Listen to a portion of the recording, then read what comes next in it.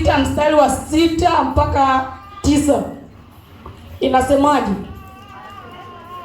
Kumbukumbu la Torati 6 mpaka 9 inasema, na maneno haya ninayokuamuru leo, nyewe watoto wenzangu, maneno haya ninayowaambia leo yatakuwa katika moyo wako. Sawa watoto? Maneno haya naenda kuambia leo yatakuwa, yani akae katika mioyo yenu, yatendee kazi. Bwana asifiwe. Amen. Nao na kuyanena uketipo katika nyumba yako, na kuyaongea unapokaa katika nyumba yako, au unapokaa katika na utembeapo njiani. Yaani unatembea tu unayanena. Marko 7 mstari wa 15 inasema unatembea, so subiri nimekaa eti ndio nishike Biblia. Unatembea unajikumbusha. Waefeso nini unaongea. Bwana asifiwe. Akasema na ulalapo. Kuna wengine tunaota tuko tunakimbizwa. Bwana asifiwe. Tumuombe Mungu sana. Tunaota tuko Warumi nasema. Bwana asifiwe. Hivyo. Lakini kwa kuwa wazazi wetu, kuna wazazi wengine yani kusema akaenda mtoto wake chini amwelekeze hapa tunaenda hivi, ndio sababu ya kufanya watoto. Bwana asifiwe. 16 wameandika inavyosema, mwezi ukaingia ukaacha kusoma, lazima utasoma tu. Bwana asifiwe. Na utakuwa ukigeuka hivi unaiona Marko unasoma, ukigeuka hivi Warumi unasoma. Bwana asifiwe.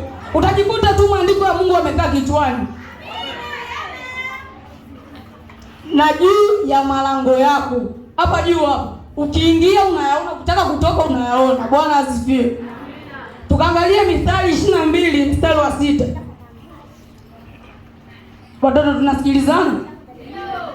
So mnikodole macho. Inasemaje?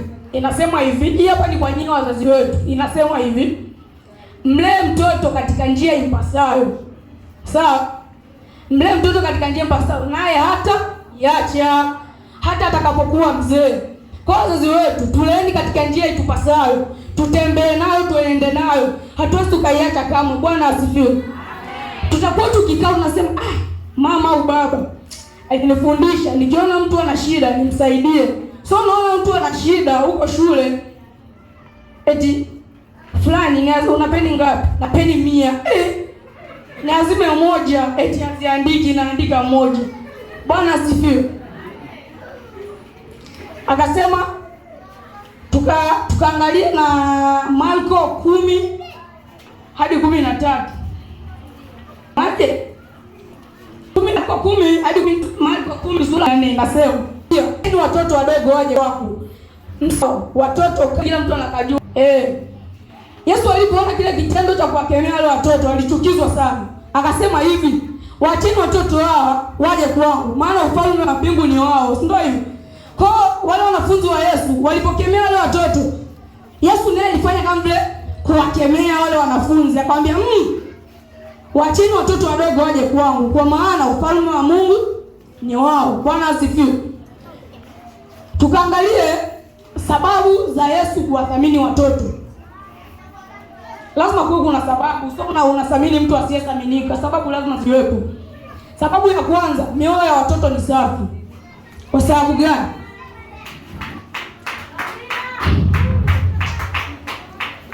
Mtoto kama mtoto,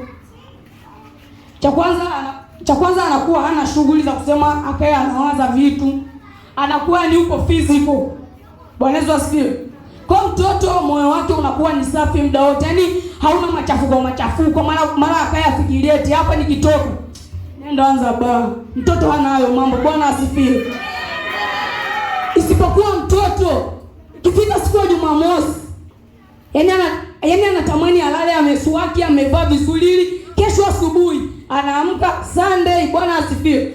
Lakini ndio haiwezekani. Bwana asifiwe. Namba 2 nasema mioyo yao bado ni laini.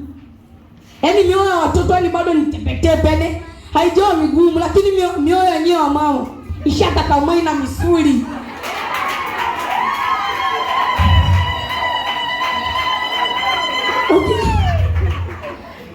Ukishasema leo nikitoka kwenye kikoba, ni kikoba kweli. Hamna kusema eti twende mazoezi mimi kila siku nafanya. Mimi acha leo niende huku kuna hela. Bwana asifiwe. Lakini mtoto anaweza kusema mama, mimi kesho Jumapili siendi. We takupiga fimbo. Yaani hadi maisha yako yote usije ukazisahau. Bwana asifiwe.